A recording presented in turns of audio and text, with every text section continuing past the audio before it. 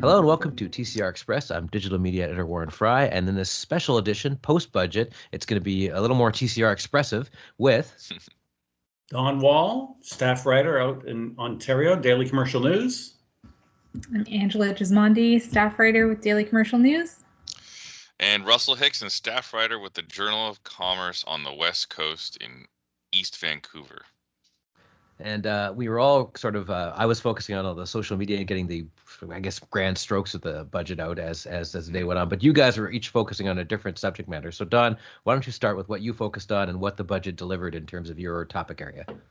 Yeah, I was looking into infrastructure spending. There certainly was a lot of it in the budget. You know, some of the highlights, the headlines I saw, you know, expansion of affordable housing, major amount of money funding home retrofits, and lots of money, billions in investing in the green recovery. And then what I found interesting, kickstarting the National Trade Corridors Fund. So that's something, I've attended a few seminars lately where they're talking about taking advantage of exporting to China and India, tremendous growth, obviously, in those areas. So Canada needs to expand its trade corridors. So there's that fund has been around since 2017, but it's time to kickstart it, recapitalize it. They said first, I looked at the deficit. Everybody knows the numbers. There's actually a bit of good news. That was since with the growth that we've had in the past few months, it's gone. Deficit has gone down, and it's only going to be 354.2 billion. Only going to be. Yeah. But it's going to shrink. So, you know, in my mind, you know, to surprising shrinkage or reduction, actually. So it's next year or this year, it's going to be 154.7 billion. And then by 2025, 26, it's going to be back to some of the levels we saw prior to the pandemic, 30.7 billion. So kind of takes the steam out of some people who are forecasting hundreds of billions of deficits. You know, so just, you know, there's the old phrase, the economy is going to, you know, growth, subtraction through growth in the economy. So the deficit's going to get down to 30.7 billion, which used to be outrageous, but now it's seen to be surprisingly moderate. Growth is good. It's, you know, the fall economic statement predicted growth for this year would be around in the threes, mid threes. Now they're predicting it's going to be 5.4%. It's going to be growth this year 5.8% in 2021 after a decline of 5.4% last year, and next year it's 4%. So that means that's good news for construction sector, and so, you know, that's significant growth. Let me just highlight a couple of things. Oh yeah, okay, the National Trade Corridors Fund, as I mentioned. Okay, that's to recapitalize that 1.9 billion over 4 years to recapitalize the fund. Hopes to leverage private investment, to boost the impact of the spending. They hope to get 2.7 billion from other public sector partners, possibly resulting in total investments of 4.6 billion. Let me highlight I just saw a statement from the Insurance Bureau. They like what they saw, significant investment in the Disaster Mitigation and Adaptation Fund. 670 million would be dedicated to new small scale projects. And here's another piece. We used to be talking about high speed rail, and that was between Toronto and Windsor. That's fallen off the radar. What we're now talking about is increasingly, and money's being spent to support it, high frequency rail between Quebec and Toronto. So it's still in the planning stages, you know, 4.4 million going into further planning and de-risking of it. But now Via Rail will be getting 491 million over 6 years for infrastructure improvements. So that looks as if that project, excuse the expression, it's gathering steam. So anyway, those are some highlights that I saw. Over to you, Angela. Thanks, Don. So the budget also proposed some pretty significant investments in the skilled trades and apprenticeships. That's sort of the section I covered off. It was and labor. It was focused on connecting tradespeople with employers, so kind of filling that gap, and for those in-demand jobs. So one thing that I'll just go over a couple of things that were announced or proposed. One thing was this apprenticeship service.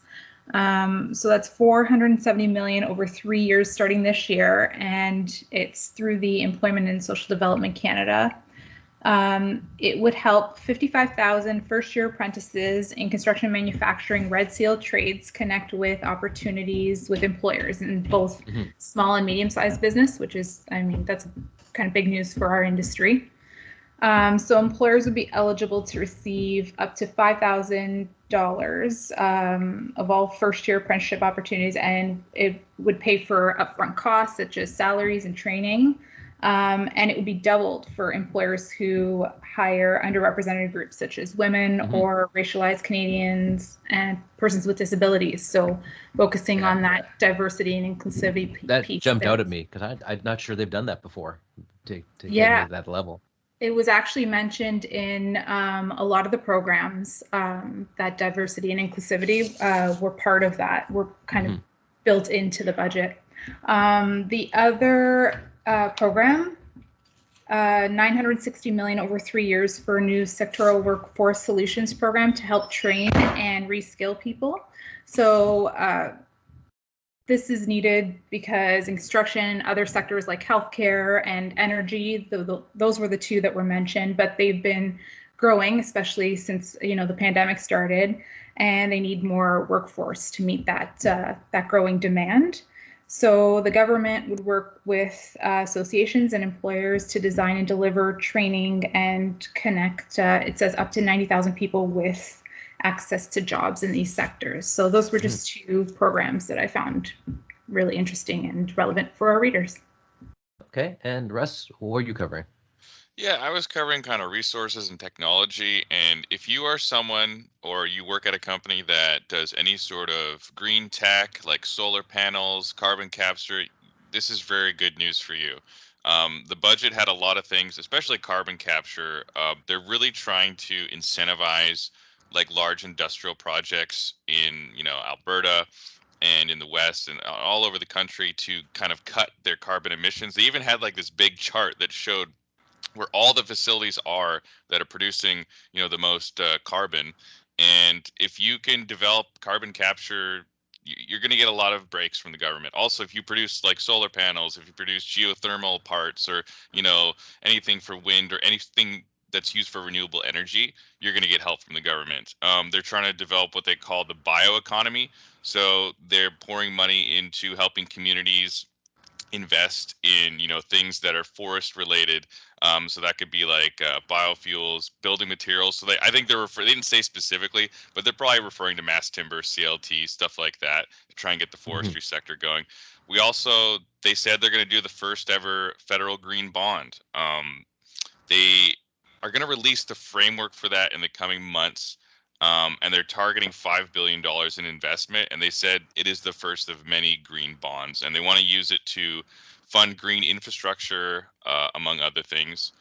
Those are some of the big things. And then I also thought this was interesting. They made a specific point that they're going to spend millions of dollars developing and applying a climate lens that they use to make federal government decisions. So that could really impact, what kind of decisions the government makes going forward in terms of what projects go ahead, which ones don't, because they are explicitly saying we are thinking about the climate when the federal government is making decisions. Yeah, Russell, McKenna's been saying for a while now, every bit of infrastructure money that's being spent will be seen through the green lens and a social lens. So that kind of eliminates, some traditional types of infrastructure projects won't be the priority. Everything that has to be spent has to have multiple benefits. So sure, it's kind of a new way of approaching this, eh? Yeah, I rarely saw the word gas, oil, or pipeline anywhere in the budget.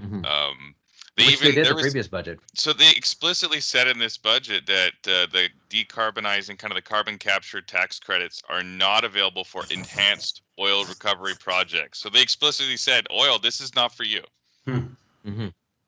I mean, given how over the last couple of years since the last budget, how many pipelines have been stopped or stalled or whatever else, I can kind of see why they're like, well, are we going to back this horse anymore? Like, I mean, with Keystone dead in the water, yeah. Yeah. And I guess what we got coming up after this, but not yet, but we're over the next week or so, we're going to see industry reaction, and we're going to see the provinces react to this if they haven't already. And on top of that, yeah, that's no surprise there. I'm sure they're not thrilled with this. Well, I check out the journalofcommerce.com to find out. Indeed. And today, actually, Russell and I will be covering the BC budget, which is also going to drop, which in its own way might be a reaction to or an addition to this thing. Yeah. So in the meantime, keep watching the Journal of Commerce and Daily Commercial News, because we're going to keep covering this. So repercussions are going to go not just this week, but throughout the year until the next budget, and throughout the pandemic and beyond. And you can listen to this and our Friday podcast on Amazon Music, Apple Music, or Spotify, or on our sites, the Journal of Commerce and Daily Commercial News. Thanks for listening, everybody.